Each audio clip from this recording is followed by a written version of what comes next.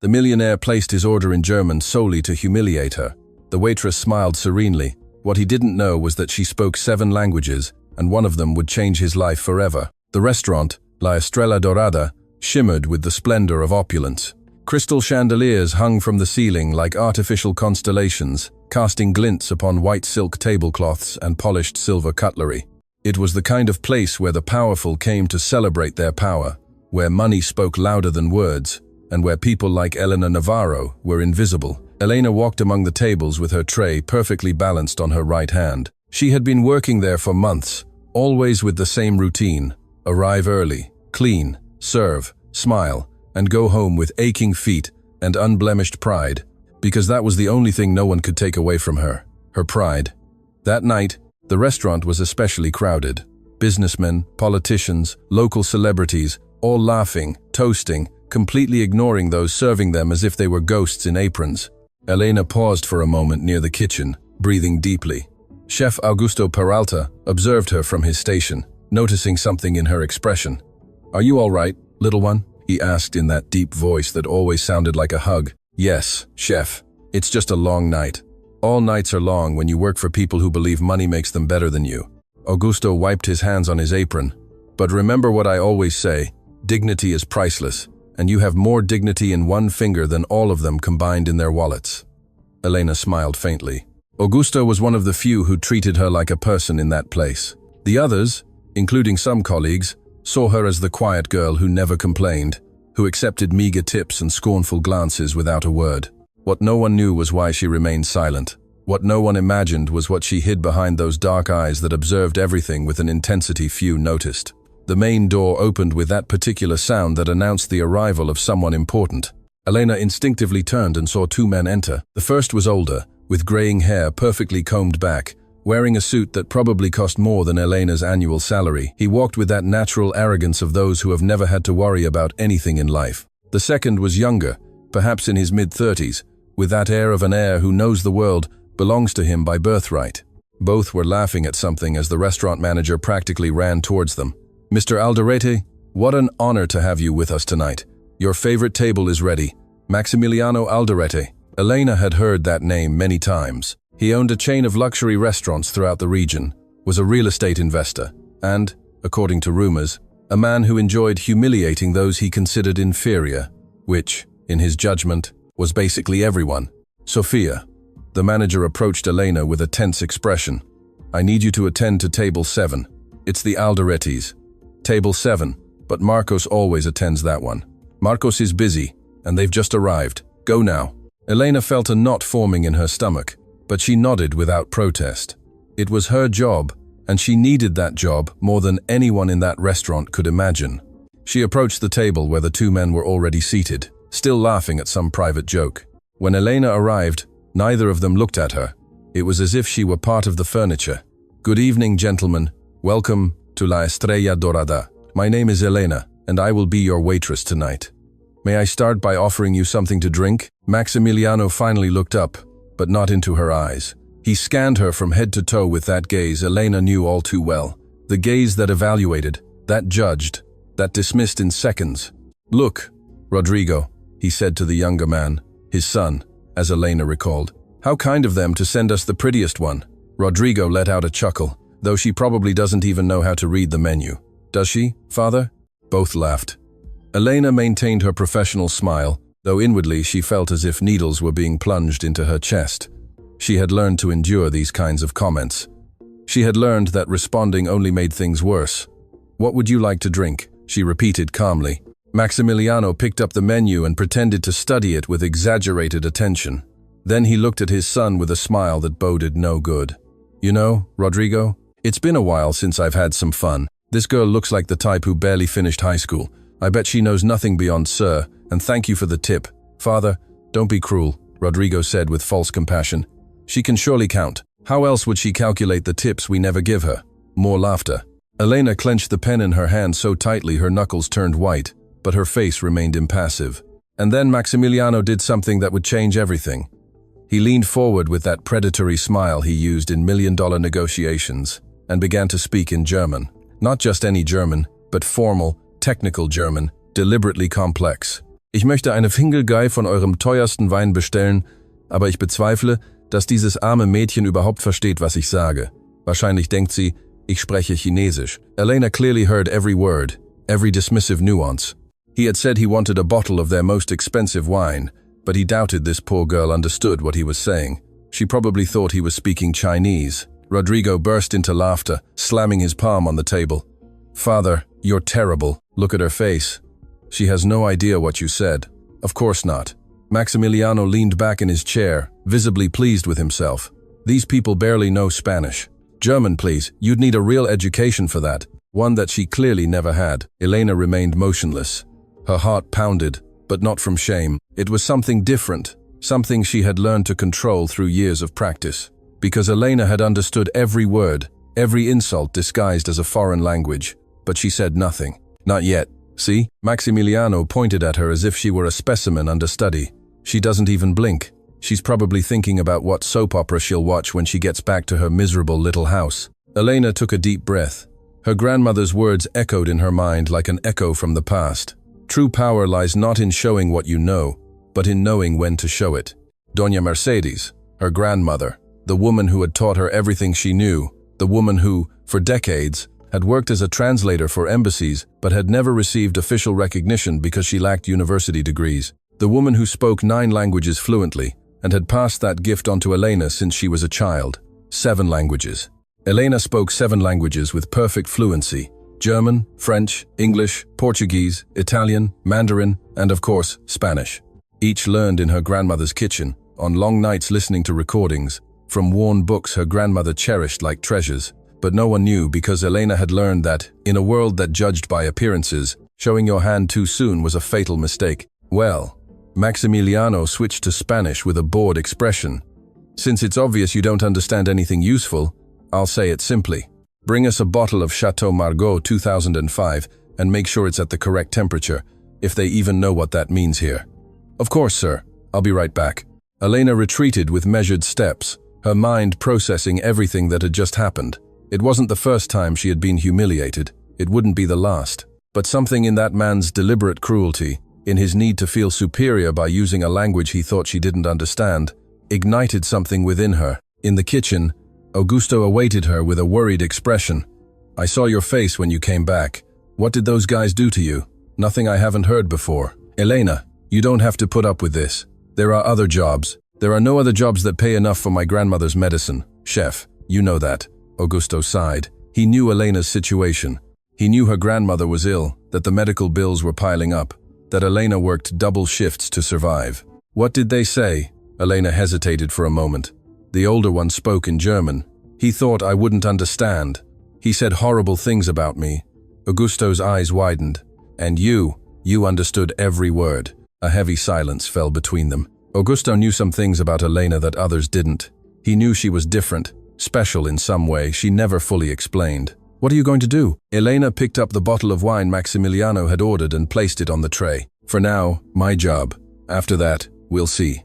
She returned to the table with the bottle, presenting it to Maximiliano as protocol dictated. He barely glanced at it, making a dismissive gesture with his hand for her to serve.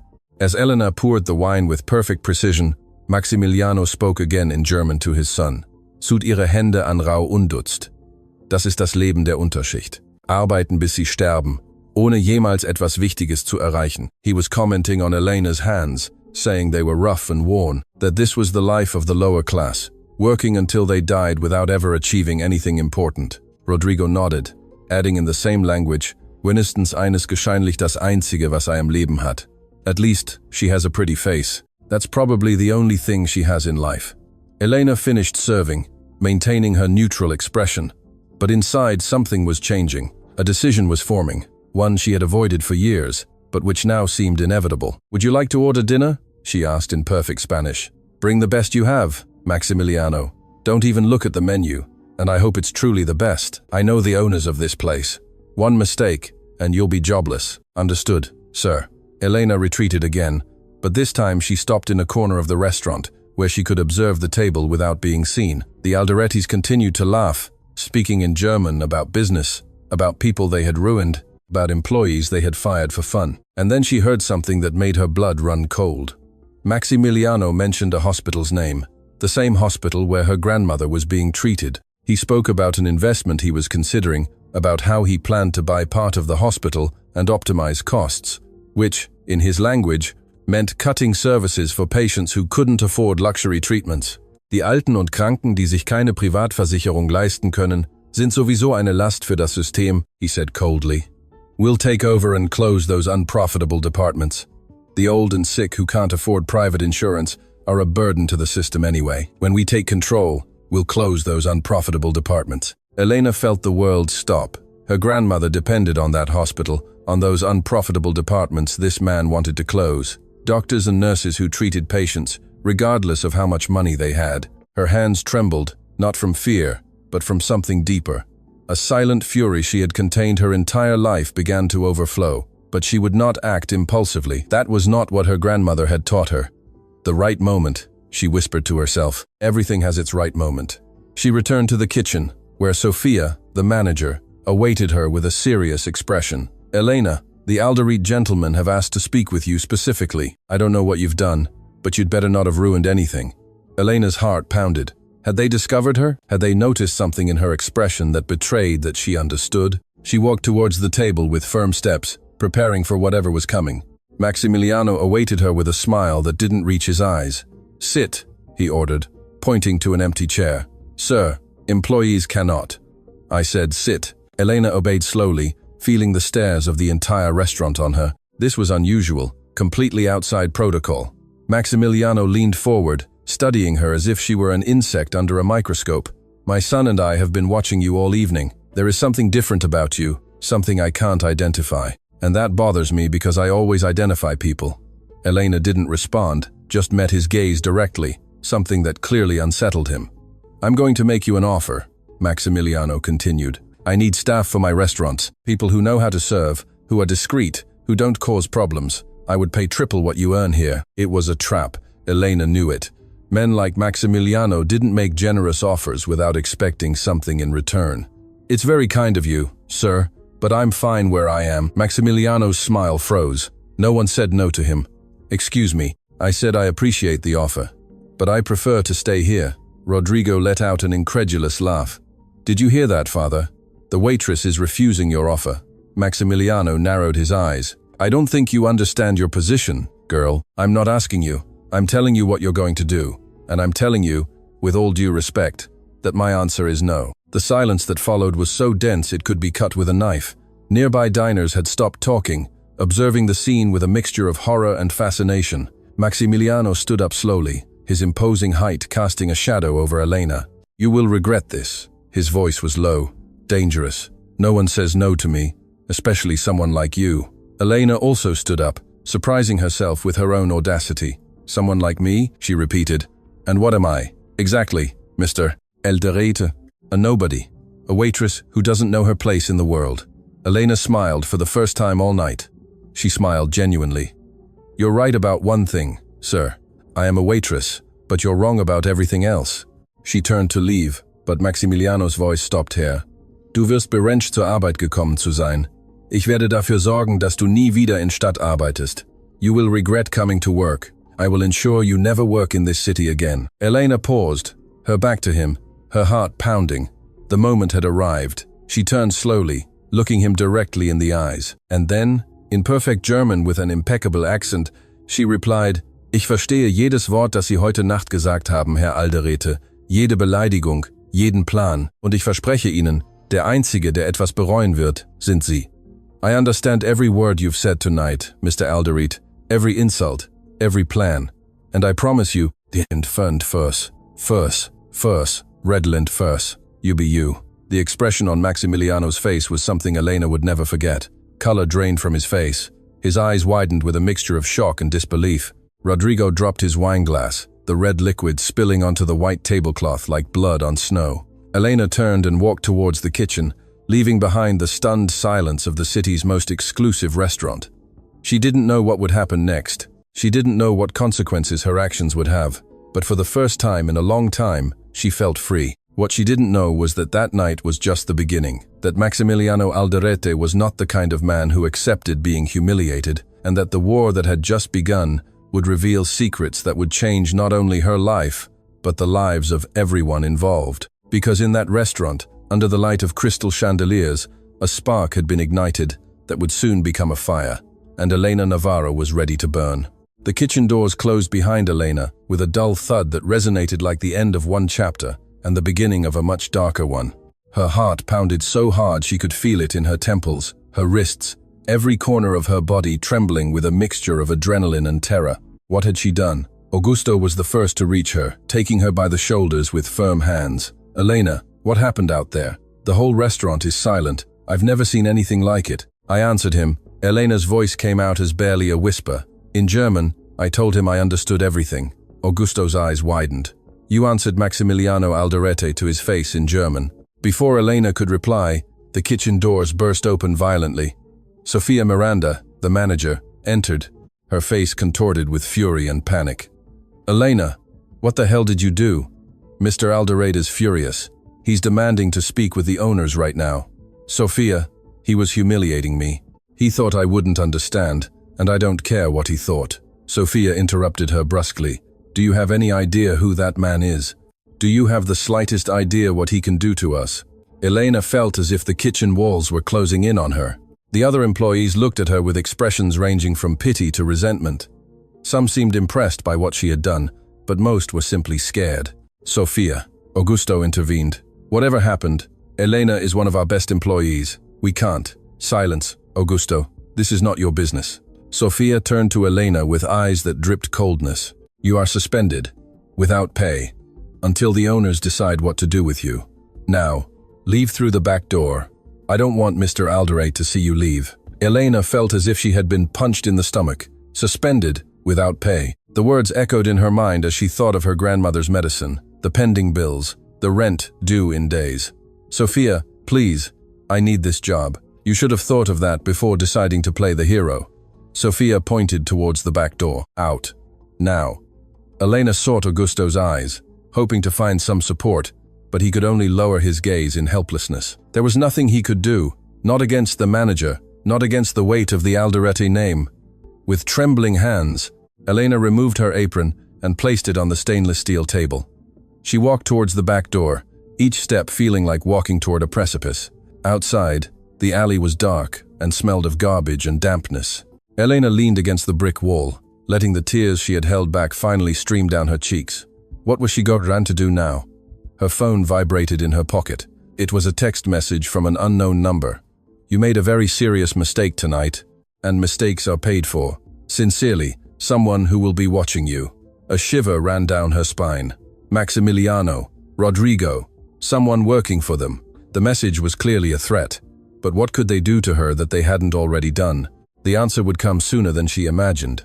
Elena walked through the empty streets towards the bus stop.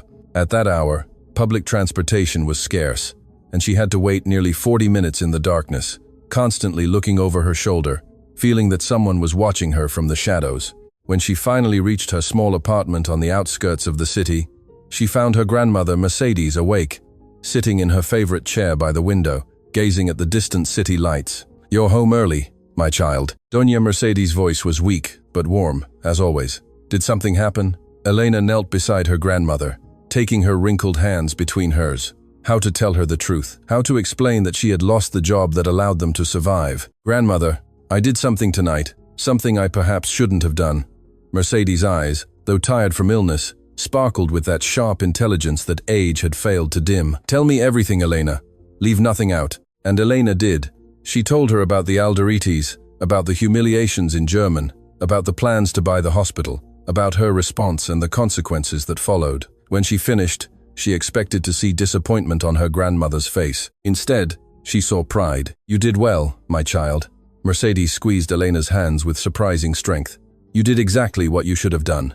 But grandmother, I lost my job. I don't know how we're going to." "Listen to me." Mercedes interrupted her firmly. "I spent my whole life in silence, my whole life being invisible so people like that Alderete could feel superior. I translated for ambassadors, for presidents, for people who governed entire countries, and none of them knew my name.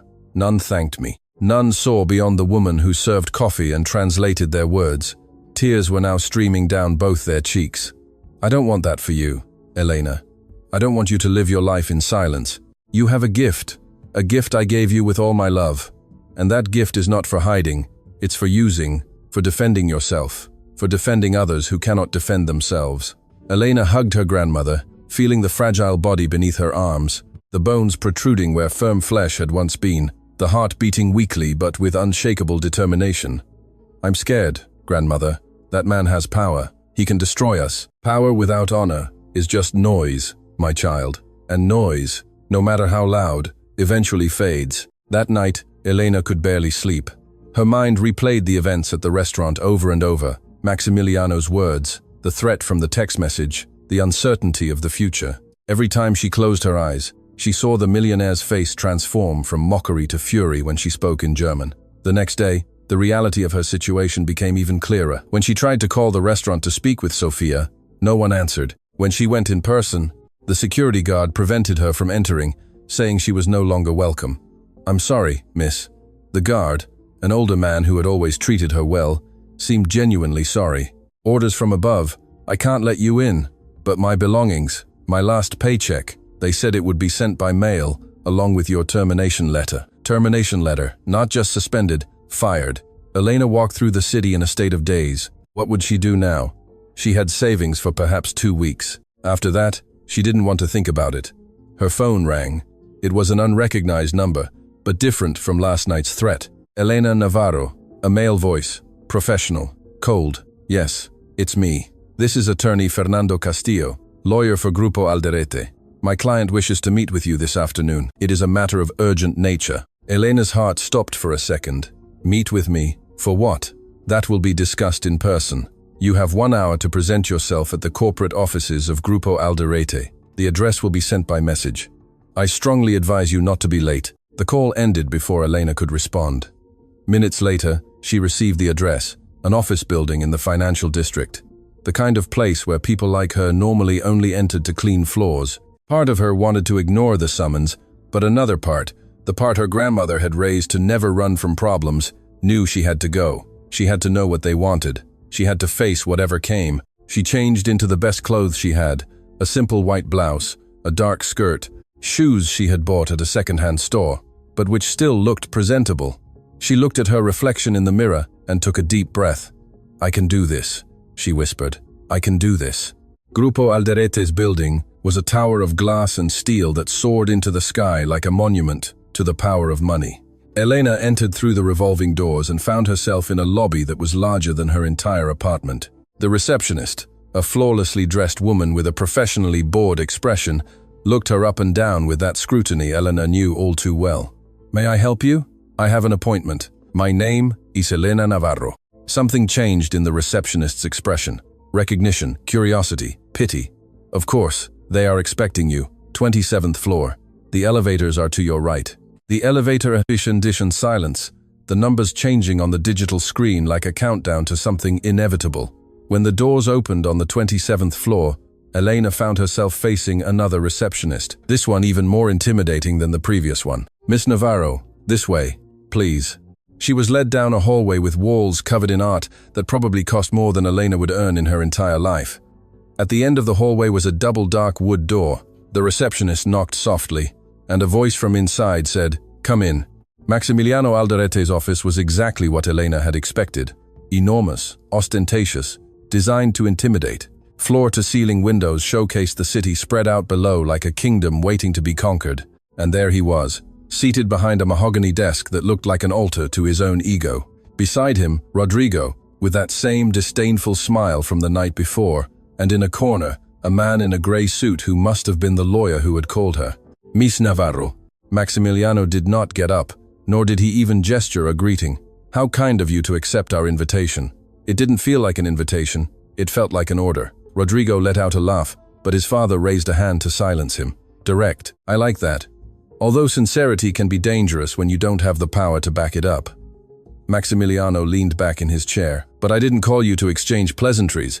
I called you because we have a problem.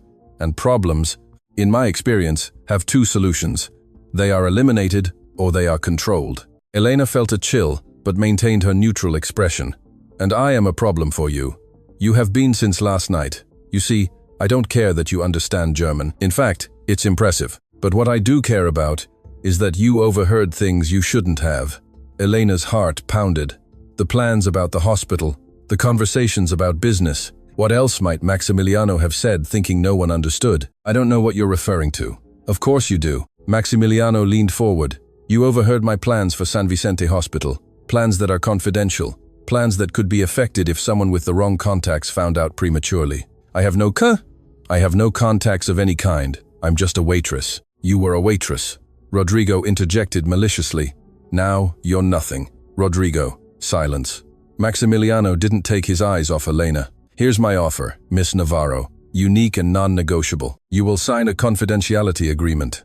You will not speak to anyone about what you heard last night. In return, you will receive generous compensation, enough to pay for your grandmother's treatment for a year, and a letter of recommendation that will open doors for you in any restaurant in the city. Elena blinked. How did he know about her grandmother? How did he know about the treatment? I see you're surprised I know about your grandmother, Mercedes. Maximiliano smiled without warmth. I did my research this morning. I know where you live. I know where she receives treatment.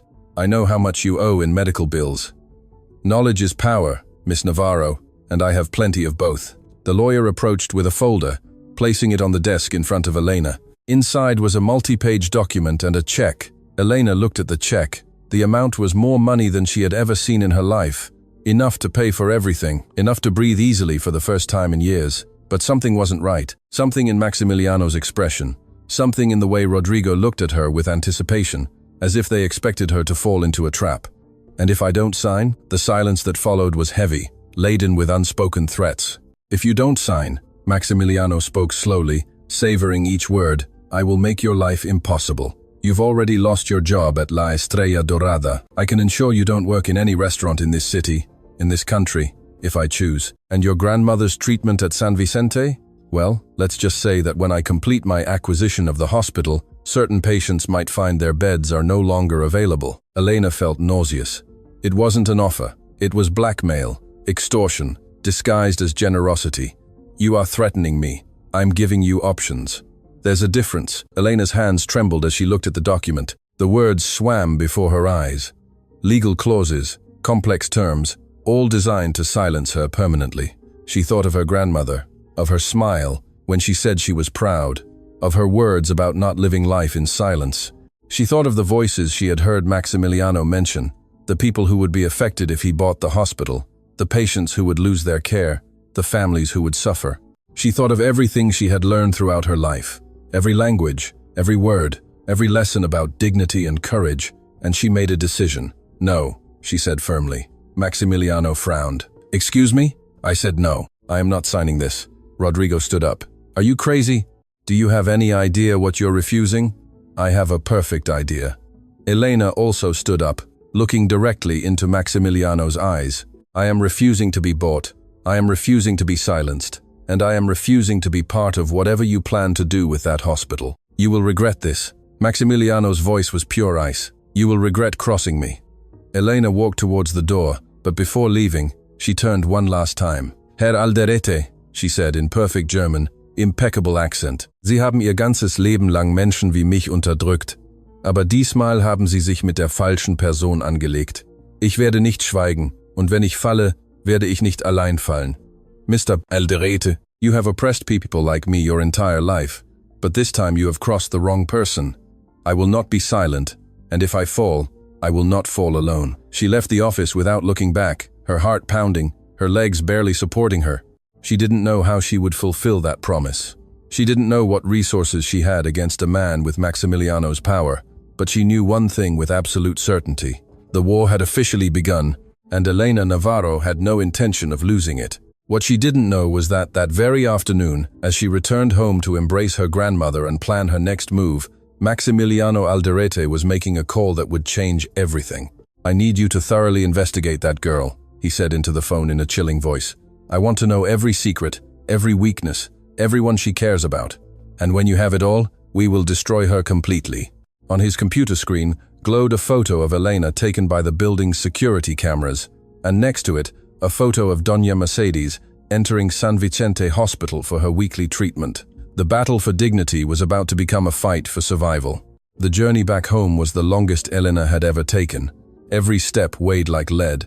Every breath was a conscious effort not to collapse in the middle of the street. She had defied a giant, and now that giant was preparing to crush her. When she opened the door to her small apartment, she found something she didn't expect.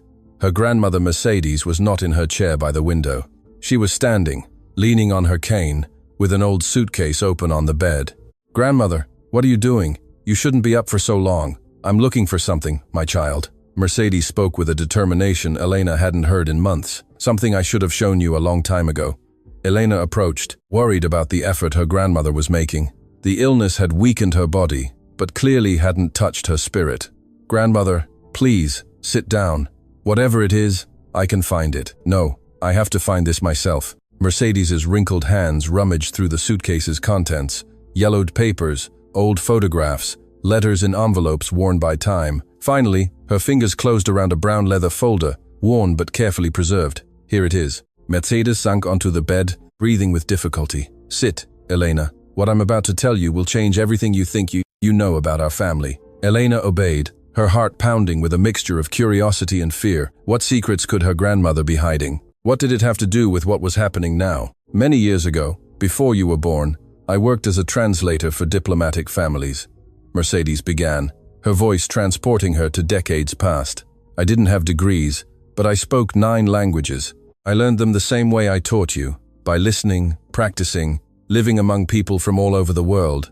I already know that, grandmother. What you don't know is who I worked for in the last years of my career as a translator." Mercedes opened the folder and took out a black and white photograph. It showed a much younger version of herself, elegantly dressed, next to a man in a suit whom Elena didn't recognize. This man was Aurelio Alderete, Maximiliano's father. Elena felt as if the ground opened beneath her feet. "You worked for the Alderetes for 5 years. I was his personal translator in all international negotiations. Aurelio built his empire with my help, translating contracts, closing deals, facilitating communications with partners worldwide." Tears began to form in Mercedes's eyes as she continued. "Aurelio was different from his son. He was ambitious, yes, but he had honor. He treated me with respect. He even promised me that when he retired, he would give me a share of the profits from the businesses he had helped build. I had signed documents, legal agreements, and what happened? Aurelio died suddenly. A heart attack, they said. And when I went to claim what was mine, I met Maximiliano. He was only 25 then, but he was already the cruel man you know now." Mercedes took another document from the folder. It was a contract with signatures and official seals. "This is the original agreement. Aurelio promised me 5% of Grupo Alderete's profits as compensation for my years of service. But when I showed it to Maximiliano, he laughed in my face." Mercedes's voice broke with the memory. "He told me that a household employee had no right to anything, that if I tried to claim it legally, he would use all his power to destroy me. And he did." Elena hired lawyers who invalidated the contract, claiming I had no legal capacity to sign agreements of that nature. They took everything from me. My reputation, my savings, my dignity. Elena took her grandmother's hands, feeling the injustice of decades concentrated in that moment. "Why did you never tell me?" "Because I was ashamed. Ashamed of being so naive. Ashamed of not being able to defend myself. And afraid, Elena, afraid that if you ever crossed paths with the Alderetes, they would discover who you were and harm you. But they already know who I am." "Exactly." Mercedes squeezed Elena's hands tightly. "That's why you need to know the whole truth. Because there's something else in this folder. Something Maximiliano doesn't know I have." She took out a thick envelope sealed with ancient wax. "During my years working for Aurelio, I translated many documents. Some of them were sensitive, businesses that weren't exactly legal, agreements with people who preferred to remain in the shadows." "What kind of businesses?" "The kind that would destroy Grupo Alderete's reputation if they came to light. Aurelio made me swear I would never reveal what I knew, and I kept my promise while he lived. But Maximiliano broke all the promises his father made to me, so I no longer have any obligation to keep his secrets." Elena looked at the envelope as if it contained a bomb. "In a way, it did." "Grandmother, are you sure about this? If Maximiliano finds out you have this?" "I no longer care what happens to me, Elena. I am old, I am sick, but you have your whole life ahead of you, and I will not allow that man to take it from you as he took mine." Elena's phone rang, interrupting the moment. It was an unknown number. She hesitated before answering. "Elena Navarro," a female voice. professional but warm. Yes. Who is this? My name is Camila Fuentes. I'm a journalist with the National Daily. I heard about what happened at La Estrella Dorada last night. I'd like to speak with you. Elena's heart pounded. How had a journalist found out so quickly? How did she get my number? I have my sources, but that's not important. What's important is that I have information about Maximiliano Alderete that I think will interest you, and I think you have information that interests me. Can we meet? Elena looked at her grandmother, who had heard the entire conversation. Mercedes nodded slowly. Where and when? Tomorrow, at Café Esperanza, near the Central Plaza, at 10 a.m. And Miss Navarro, come alone, and don't tell anyone about this call. The communication cut off. Elena stared at the phone, processing what had just happened. Who was it? Mercedes asked. A journalist. She says she has information about the Alderetes. It could be a trap, I know, but it could also be our only chance. That night, Elena couldn't sleep. Her mind was a whirlwind of questions, fears, and possibilities. She read the documents her grandmother had given her, each page revealing a story of corruption, manipulation, and cruelty spanning decades. But there was something else among the papers, something her grandmother hadn't mentioned directly. A letter written in German addressed to Aurelio Alderete from a European business associate. The letter spoke of a secret agreement, of money transferred to overseas accounts, of political favors bought and sold. Elena translated every word, feeling the puzzle begin to take shape. The Alderetes hadn't built their empire solely on hard work and business acumen. They had built it on lies, bribes, and the exploitation of people like her grandmother. The next morning, Elena prepared for the meeting with the journalist. Before leaving, her grandmother stopped her. Take this with you. She handed her a small silver locket. It belonged to your mother. She had your courage too. Elena died young, but she lived without fear. I want you to remember that today. Elena hugged her grandmother tightly, feeling the fragility of her body, but also the strength of her spirit. I'll be back soon, grandmother. I promise. I know you will, my child, but if something goes wrong, I want you to know that I am proud of you. I always have been, from the day you were born. Café Esperanza was a modest place on a quiet corner of the city. Small tables, walls decorated with old photographs, the aroma of freshly brewed coffee floating in the air. Elena arrived 10 minutes before the agreed time and chose a table in the corner from which she could see the entrance door. Camila Fuentes arrived punctually. She was a woman in her 40s, with dark hair pulled back in a practical bun and eyes that seemed to analyze everything around her. She dressed simply but professionally and carried a well-worn leather briefcase. Miss Navarro, she said, sitting opposite Elena without preamble. Thank you for coming. Before we talk about anything, I need to know how you found out about what happened. Camila smiled slightly. I have a source inside La Estrella Dorada, someone who witnessed everything that happened that night and is very tired of seeing how the Alderetes treat people. Who? I can't reveal that. Source protection. But what I can tell you is that this isn't the first time Maximiliano Alderete has humiliated employees in this way. And it's not the first time he's destroyed the life of someone who dared to defy him. Camila opened her briefcase and took out a folder. I've been investigating Grupo Alderete for 3 years. I have testimonies from former employees unjustly fired, from competitors ruined by illegal tactics, from public officials bribed to favor their businesses. But I've never been able to publish anything because every time I get too close, someone threatens me or my sources disappear. Disappear, not literally, but suddenly change their minds, move out of town, decide they don't want to talk anymore. The Alderetes' power reaches very far, Miss Navarro. Farther than you imagine. Elena thought of the documents her grandmother had given her, the letters, the contracts, the secrets of decades. Why are you looking for me? Because you did something no one else has done. You confronted him publicly. And not only that, you confronted him in his own language. Literally, that makes you a symbol, and symbols are powerful. I don't want to be a symbol. I just want to protect my family. I understand that, but sometimes the best way to protect our family is by exposing those who threaten us. Camila leaned forward. Miss Navarro, I'm preparing a report that could destroy the Alderetes, but I need more evidence. Solid evidence they can't deny or buy. Do you have anything like that? Elena hesitated. Trusting a stranger was risky, but going alone against the Alderetes was suicide. I have documents, she finally said. Documents my grandmother kept for decades. Contracts, letters, agreements that prove illegal activities. Camila's eyes lit up with interest. What kind of activities? Bribes, tax evasion, agreements with people who operated outside the law, all translated and documented by my grandmother when she worked for Aurelio Alderete. Your grandmother worked for the Alderetes for 5 years, and when Aurelio died, Maximiliano stripped her of everything she was legally entitled to. Camila leaned back in her chair, processing the information. This is bigger than I thought, much bigger. There's something else. Elena took a deep breath. Maximiliano is planning to buy San Vicente Hospital. He wants to close the departments that serve patients with no resources. My grandmother receives treatment there. Do you have proof of that? I heard it directly from his mouth in German. He thought no one understood. Camila pulled a recorder from her briefcase. Would you be willing to give a recorded testimony, to tell everything you know, including your grandmother's story? Elena thought of Mercedes, of her tired but proud smile, of the decades of silence she had endured, of the opportunity to finally seek justice. Yes, I'm willing. For the next 2 hours, Elena spoke, telling everything. The night at the restaurant, the humiliations in German, the meeting at Grupo Alderete's offices, the blackmail, the threats, and then she told her grandmother's story. Each word was like shedding a weight from her soul. When she finished, Camila put away the recorder with a serious but hopeful expression. This is enough to start, but I need to see those original documents. Can you get them for me? I'll have to talk to my grandmother. They are hers, not mine. I understand, but do it soon. The Alderetes aren't going to stand still.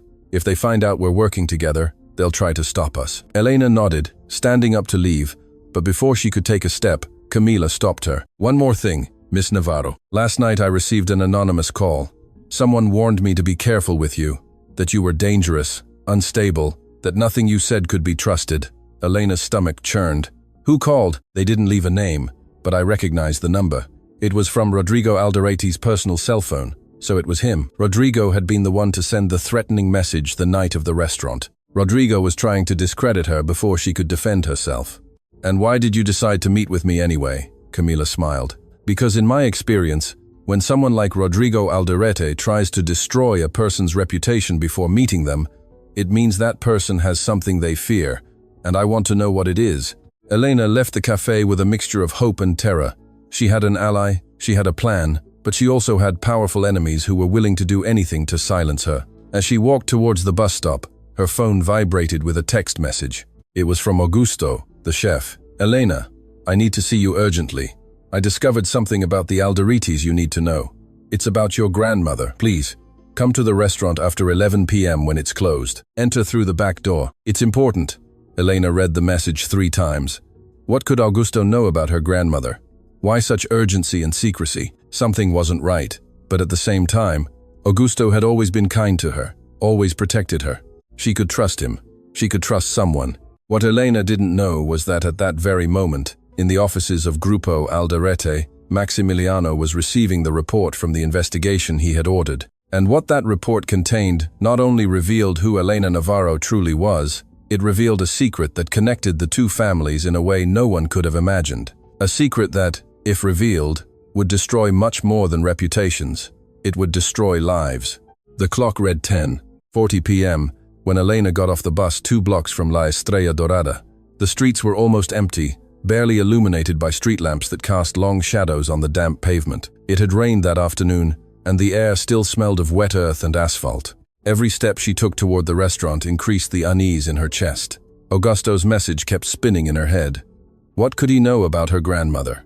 Why so much mystery? Why meet secretly after closing? Before she left home, Elena had hesitated. Mercedes had noticed her unease. Where are you going at this hour, my child? Augusto asked me to meet him.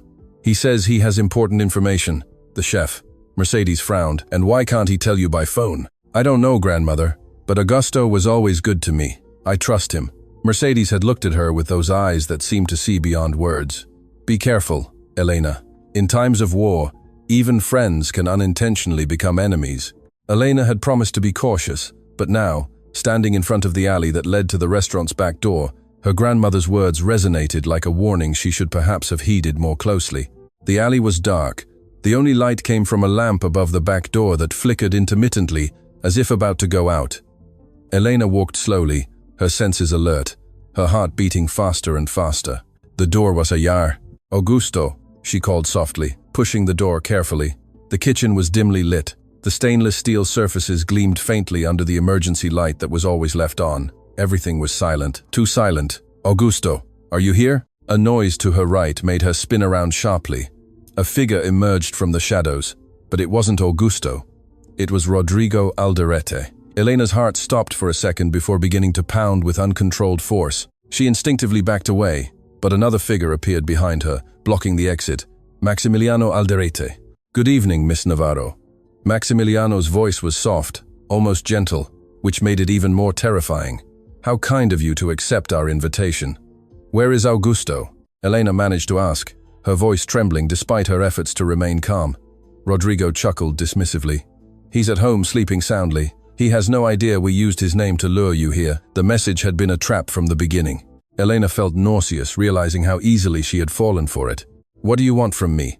Maximiliano walked slowly towards her, his shoes echoing on the kitchen floor with each step. What I want, Miss Navarro, is to understand something that has been bothering me since I received a certain report this afternoon.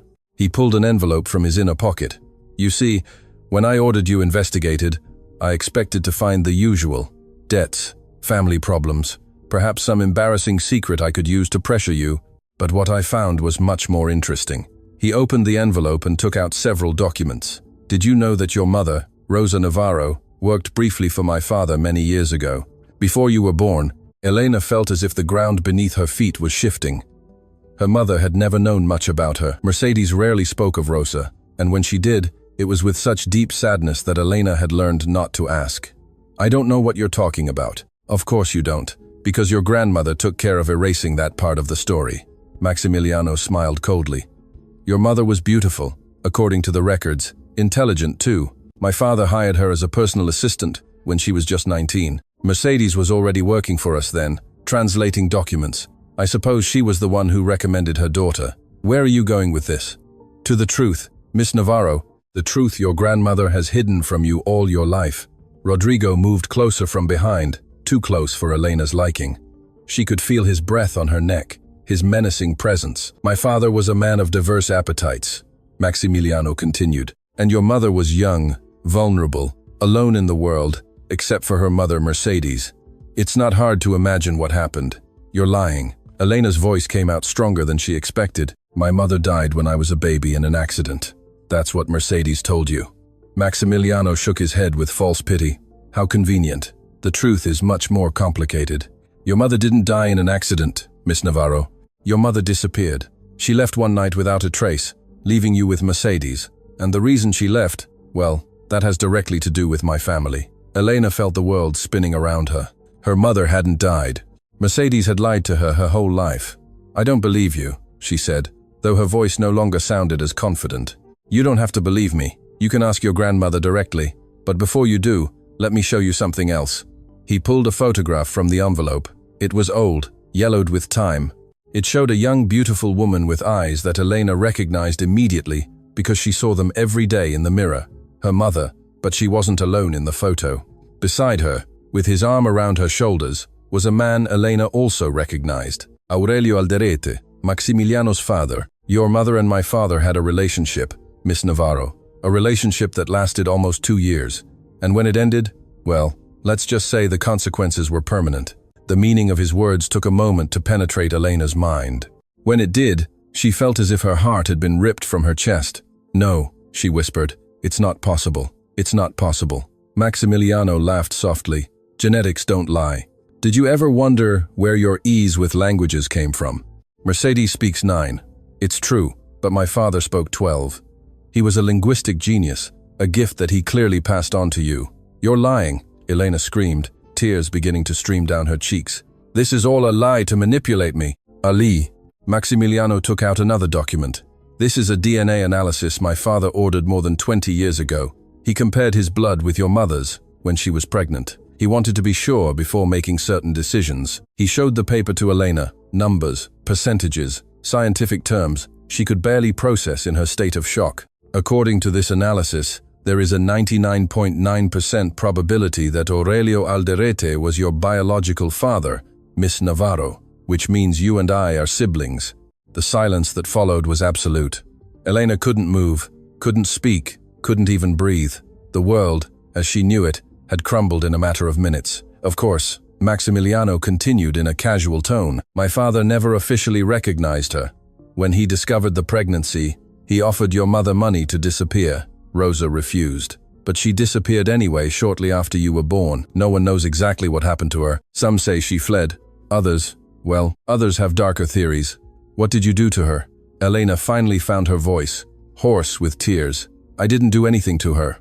I was a child then, but my father was a man who protected his legacy at any cost. An illegitimate child, especially a daughter, would have been a scandal, a stain on his perfect reputation. Rodrigo spoke for the first time since his presence had been revealed. The irony is that all these years, my grandfather's illegitimate daughter has been serving tables, cleaning houses, surviving on scraps, while we inherited everything that technically also belongs to you. Silence, Rodrigo. Maximiliano shot him a warning glance. We're not here to discuss inheritances. Then what are we here for? Elena asked, wiping tears with fury.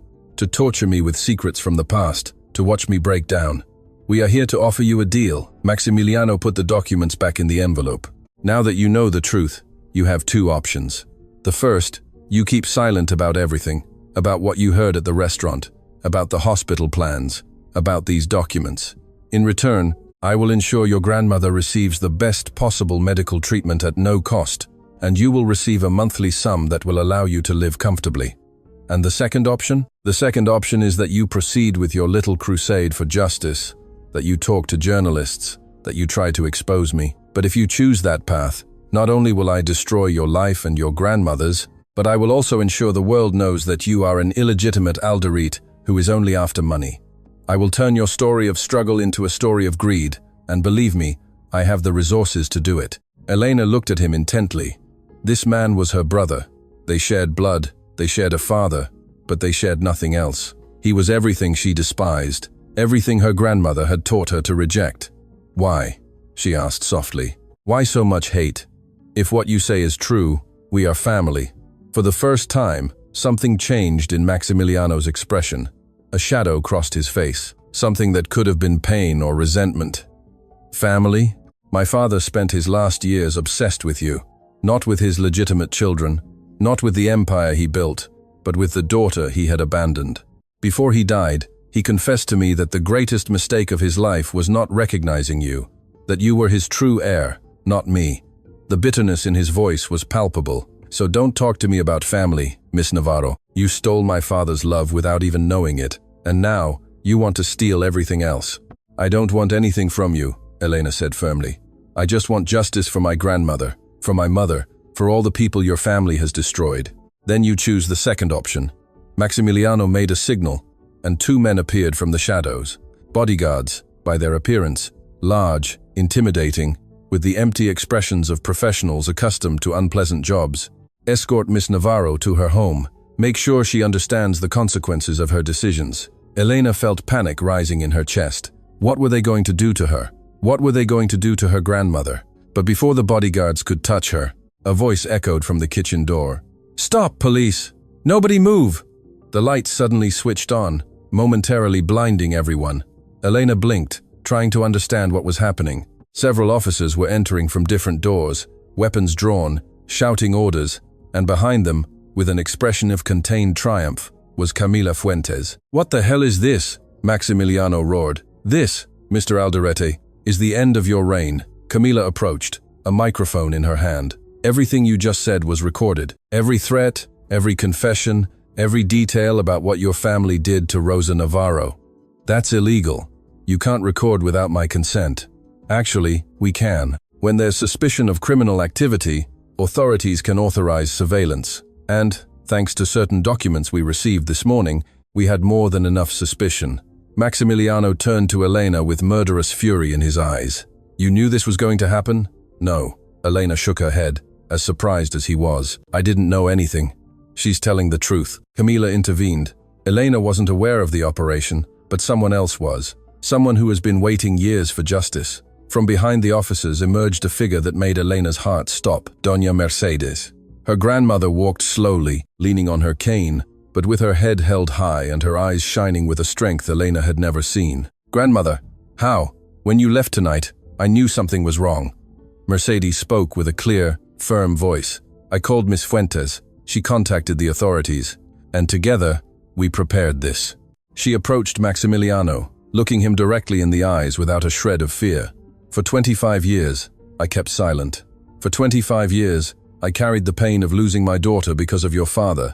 But tonight, I heard everything you said, and now the world will hear it too. Maximiliano Alderete, for the first time in his life, was speechless. The officers began to handcuff him as he shouted about lawyers and lawsuits. Rodrigo tried to flee, but was apprehended before reaching the door. Elena ran to her grandmother, hugging her tightly. "Grandmother, is everything you said about my mother true? About Aurelio?" Mercedes held her, tears running down her wrinkled cheeks. "It's true, my child, all of it. And it's time you knew the whole story." Outside, the sirens of more patrol cars illuminated the night. Inside, two women embraced as decades of secrets finally came to light. The battle wasn't over. It had just begun. But for the first time, Elena felt she wasn't alone, and that made all the difference. The central police station was an old building that smelled of cold coffee and old papers. Elena sat in a waiting room with her grandmother, both wrapped in blankets that some kind officer had offered them. Outside, dawn was beginning to paint the sky with pink and orange hues, but neither of them had slept. Camila Fuentes had spent the last few hours giving statements, handing over evidence, coordinating with prosecutors, who had arrived urgently when they learned the magnitude of the case. Maximiliano and Rodrigo Alderete were in separate cells, their lawyers already working frantically to secure their bail, but for now, they were behind bars, and that was enough.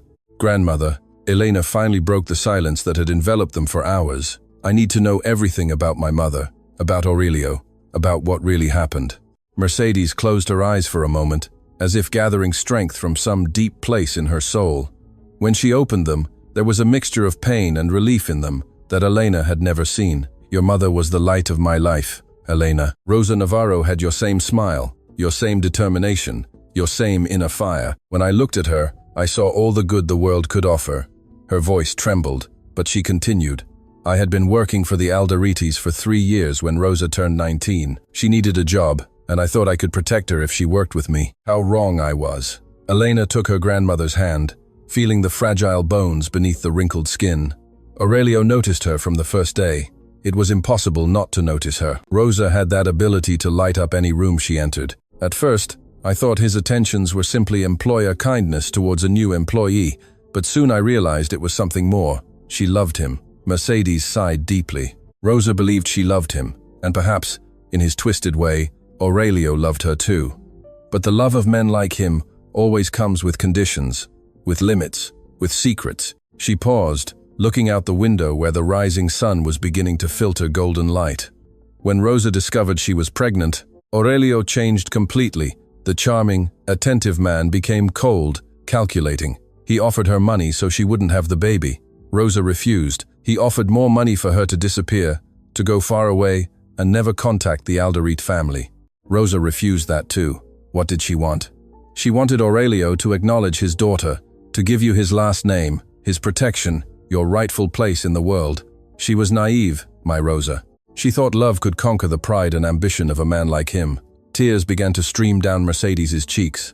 Aurelio's wife, Graciela, discovered the truth shortly after you were born. I don't know how she found out, but she did.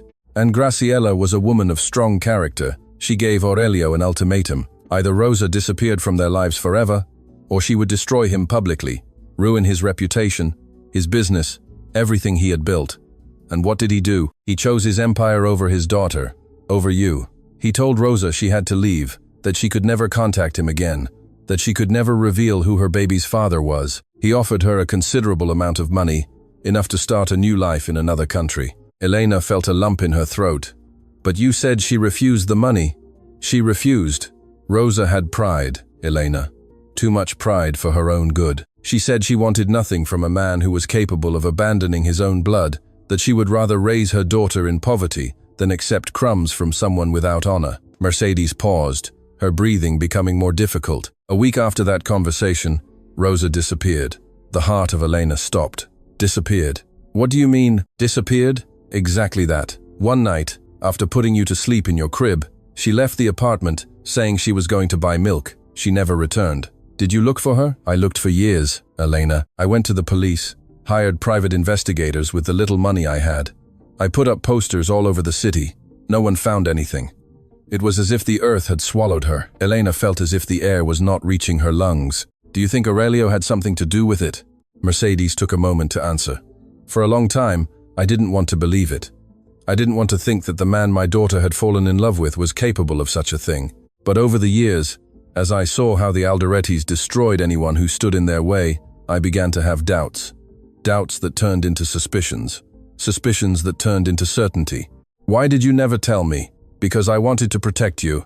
Mercedes took Elena's face in her hands. If you had known the truth, you would have looked for the Alderettis.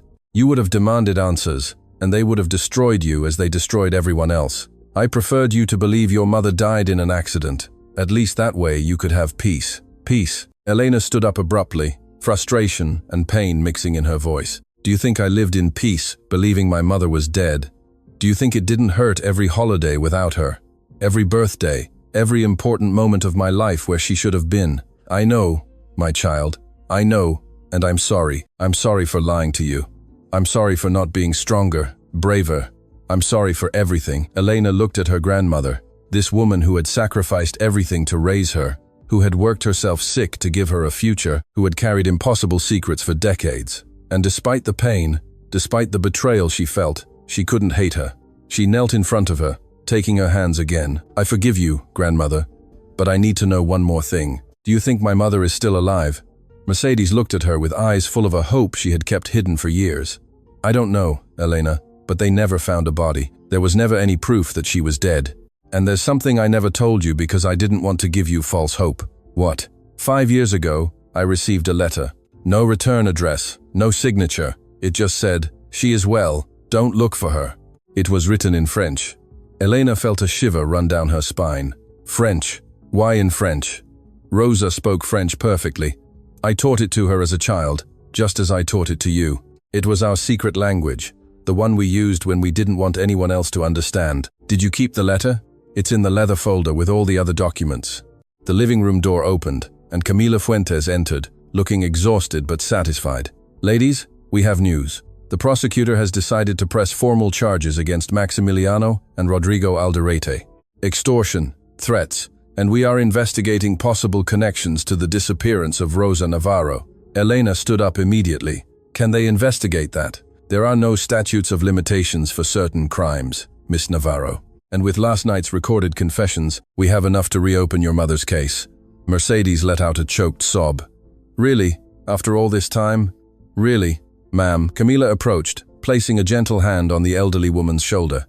But we need your full cooperation. All the documents, all the letters, everything you have saved, everything. Mercedes nodded.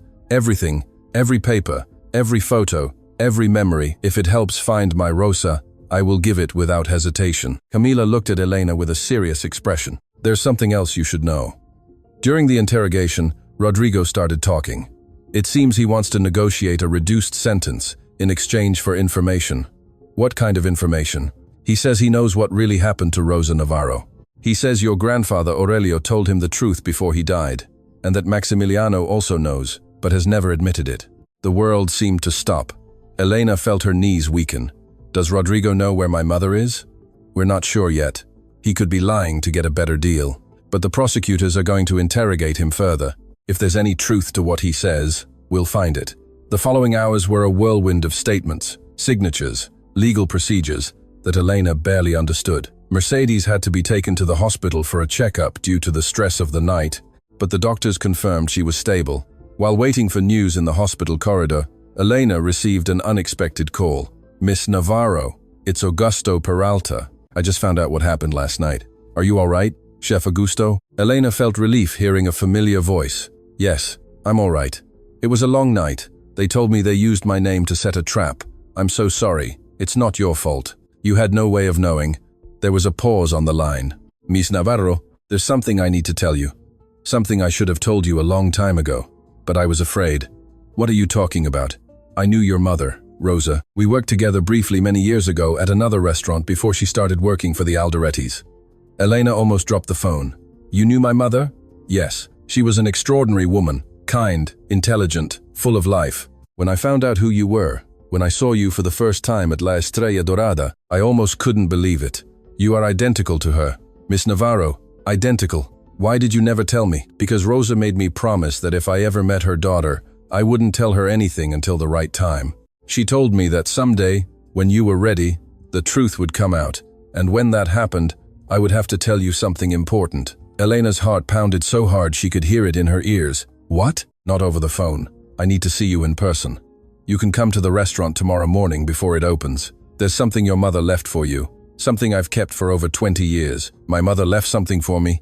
Yes, and I believe it's the key to finding her. The call ended, leaving Elena with more questions than answers.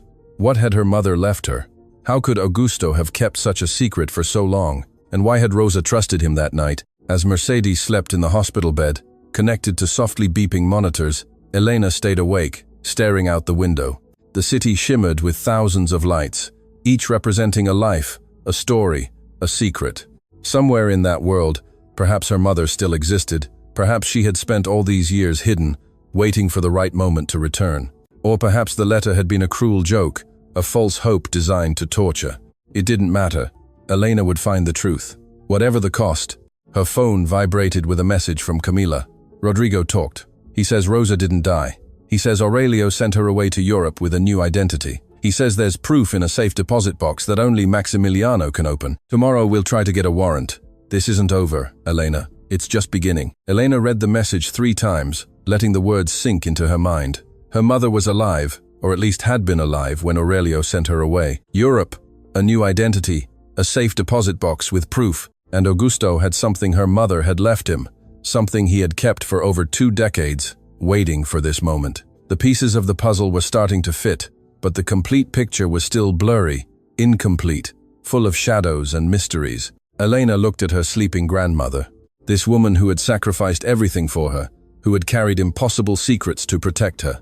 I'm going to find her, grandmother, she whispered in the darkness. I'm going to find Mom, I promise you. Outside, the night continued its course, indifferent to the human dramas unfolding beneath its mantle of stars.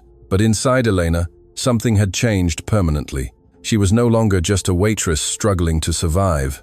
She was a daughter searching for her mother, a granddaughter honoring her grandmother's sacrifice, a woman reclaiming her truth, and nothing and no one was going to stop her. Not even the ghosts of the past that were yet to be discovered, because in the Alderetti's safe deposit box awaited secrets no one could have imagined. Secrets that would not only change Elena's life, but change everything she thought she knew about her family, about the Alderettis, and about the night Rosa Navarro disappeared forever. The sun was just beginning to peek over the horizon when Elena arrived at La Estrella Dorada. The restaurant looked different in the dawn light, stripped of its glamour, revealing the cracks in its walls and the wear of years, as if the building itself knew it no longer had to pretend perfection. Augusto was waiting for her at the back door, the same place where her nightmare had begun days ago. But this time, the chef had a different expression. It wasn't concern or fear. It was something Elena couldn't quite identify. Nostalgia, anticipation, guilt. Thank you for coming, Miss Navarro. His voice was softer than usual. I know that after everything that happened here, this place must bring back bad memories. Memories don't scare me, chef. What scares me is not knowing the truth.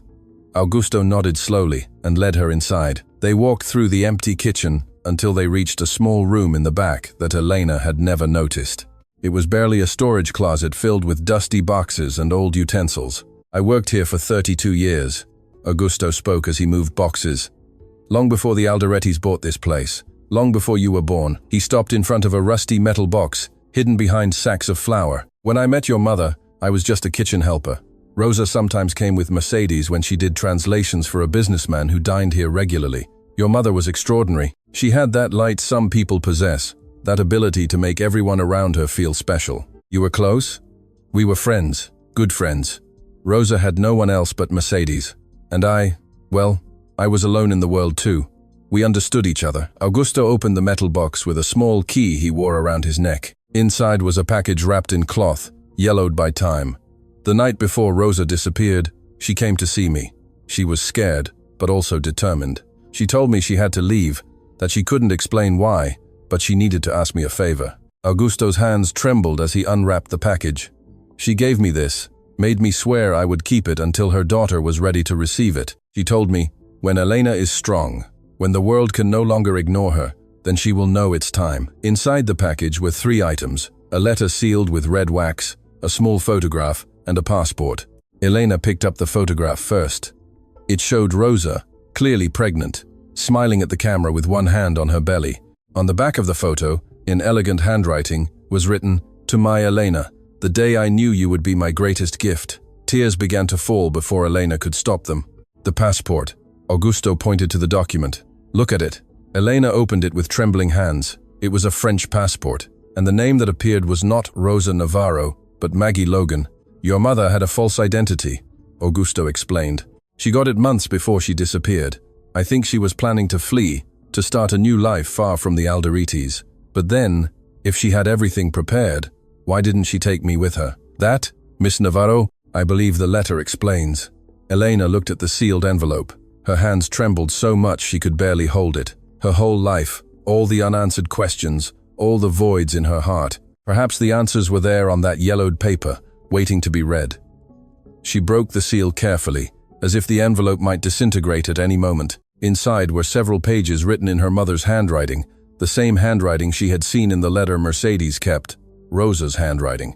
Elena began to read aloud, needing to hear her mother's words fill the silence. "My dear Elena, if you are reading this, it means the time has come. It means you are strong, you are brave, you are everything I always knew you would be. There are so many things I wish I could have told you in person, so many hugs I wish I could have given you, so many nights I wish I could have been there to comfort you when you cried. But life forced me to choose, and I chose your safety over my happiness. Aurelio Alderete is your father. I don't know if you know that by the time you read this, but I need you to understand it from my perspective. I loved him, Elena. I loved him with all my naive heart, and in his way, he loved me too. But the love of men like him always comes with limits, with conditions, with secrets. When I found out I was pregnant, Aurelio offered me money to disappear. I refused. I wanted him to acknowledge you, to give you your place. I was foolish to think his love was stronger than his ambition. Then his wife Graciela found out everything, and she was not like Aurelio. She was dangerous. She threatened me directly. She told me that if I didn't disappear, she would make sure something bad happened to you, to my baby, to my Elena. I couldn't risk it. I couldn't put you in danger. So I made a deal. I would leave, disappear forever. In return, Graciela promised that they would never touch you, that they would let you live in peace with your grandmother. Aurelio accepted the deal, but with one condition. I couldn't take you with me. He said you were his blood, that he wouldn't allow his daughter to grow up in poverty, in some foreign country. It was the hardest decision of my life, Elena. Leaving you was like tearing my heart out of my chest, but I did it because I loved you more than my own life. I left you with Mercedes because I knew she would raise you with love, with values, with the strength I couldn't give you directly. I went to France, took a new identity, built a new life, but never, not a single day, did I stop thinking of you. I never stopped loving you. I never stopped dreaming of the day I could see you again. Years ago, when I learned Aurelio had died, I thought about returning. But Maximiliano was already in control, and he was worse than his father, crueler, more ruthless. I was afraid of what he might do to you if I showed up, so I waited. I waited until you were strong enough to face them. I waited for the world to see who you really are, and if you are reading this, it means that time has come. Elena, my love, my life, my reason for existence. I am alive. I have been alive all these years waiting for you. And if you want to find me, if you want to meet me, if you can forgive me for having left you, there is a place in Paris, a small café in Montmartre called Le Refuge de Soi. I go there every Sunday morning for the past 20 years. I always order the same thing, café au lait and a croissant. I always sit at the same table by the window, and I always look towards the door, waiting for the day my daughter will walk through it. I love you, Elena. I loved you from the moment I knew you existed. I will love you until the last breath of my life. Your mother, Rosa. Elena finished reading, and the silence that followed was absolute. Tears streamed down her face uncontrollably, falling onto the paper, mixing with words that had waited more than 2 decades to be read. Augusto was also crying shamelessly, not trying to hide it. She's alive, Elena whispered. My mother is alive. She always was, Miss Navarro, waiting for you, loving you from afar. Elena hugged the letter to her chest, feeling as if her mother's arms were embracing her across time and distance. At that moment, her phone rang. It was Camila. Elena, we have the warrant. They opened the Alderetti's safe deposit box, and we found something you need to see urgently. Something about your mother. something Maximiliano hid for years. Elena looked at Augusto, then at the letter, then at the passport with the name Marie Logan. I'm on my way, because her mother's letter had answered many questions. But what awaited her in that safe deposit box would reveal that Rosa Navarro's story was much more complex than anyone had imagined, and that Elena's journey was just beginning. The Alderites safe deposit box contained decades of secrets, documents of bribes, illegal contracts, evidence of shady dealings that would shake any business empire. But none of that mattered to Elena at that moment. What mattered was a manila envelope with her name written in a handwriting she would now recognize anywhere. Her mother's handwriting. Camila handed it to her with careful hands. Maximiliano kept it here years ago. Apparently, Rosa sent this letter to Aurelio shortly before he died, asking him to give it to her daughter. He never did, and Maximiliano decided to bury it along with all the other secrets of his family. Elena opened the envelope. Inside was a single sheet of paper and a recent photograph. In the image was a woman with gray hair, bright eyes, and a smile that was exactly like hers.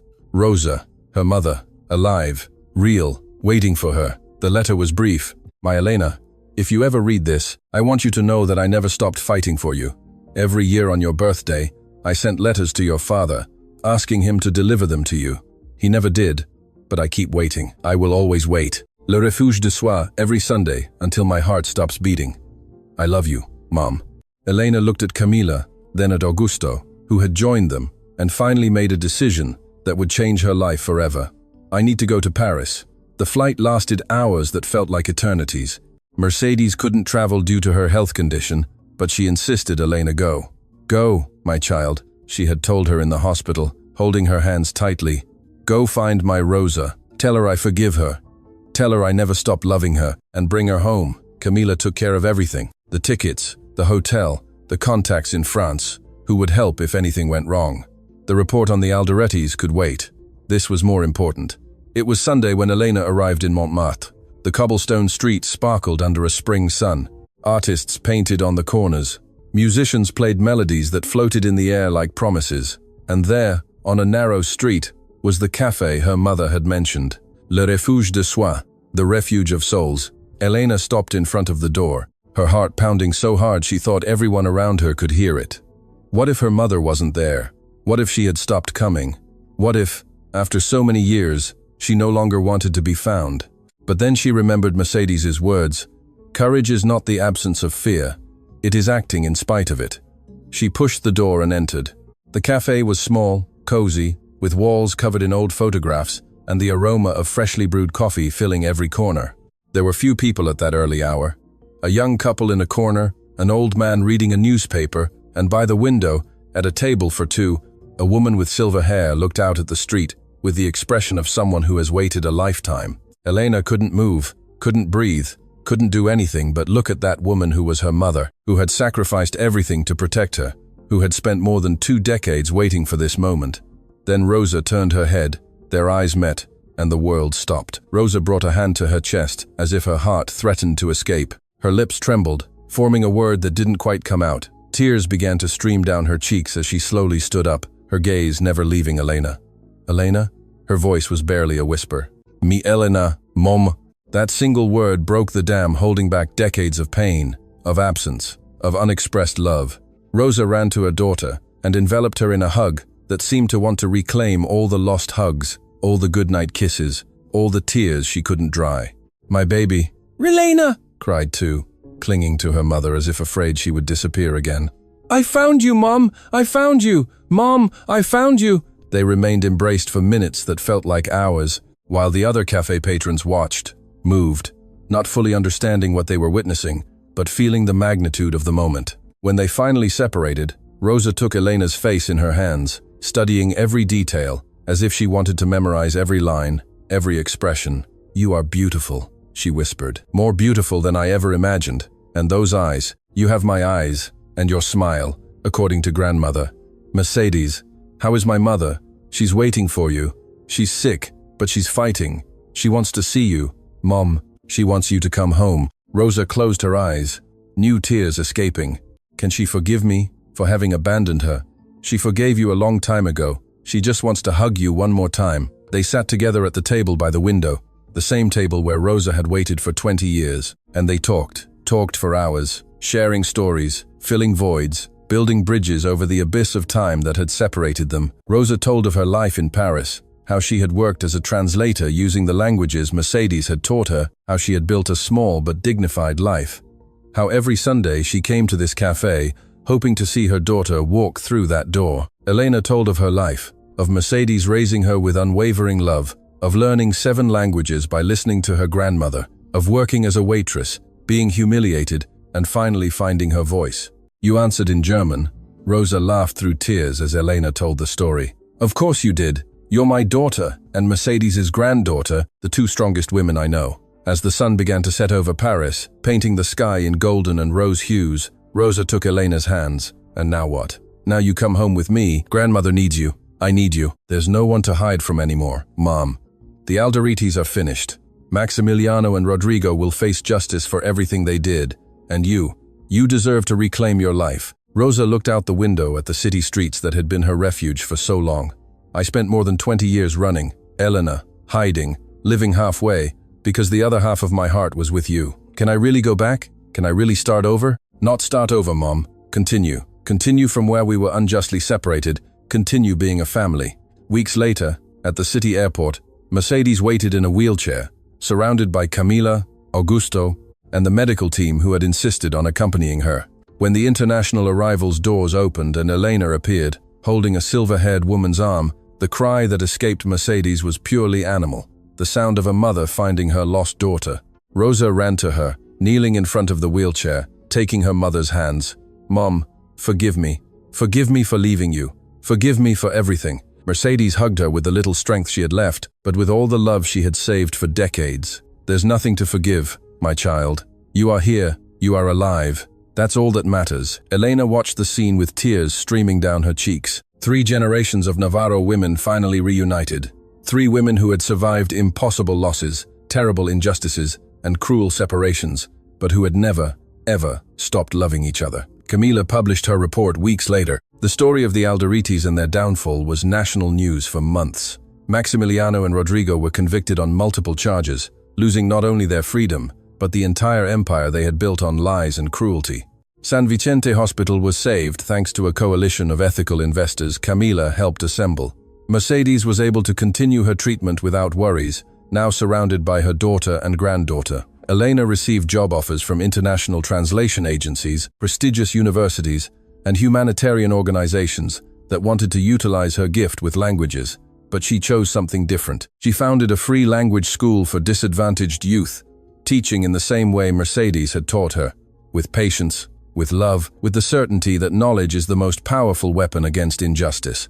She called it the Rosa Mercedes Navarro School. One spring afternoon, Elena sat in the garden of her new home, watching her mother and grandmother converse under the shade of a tree. Mercedes laughed at something Rosa said, a sound Elena thought she would never hear. Rosa noticed her gaze and smiled, extending a hand towards her. Come here, my child, sit with us.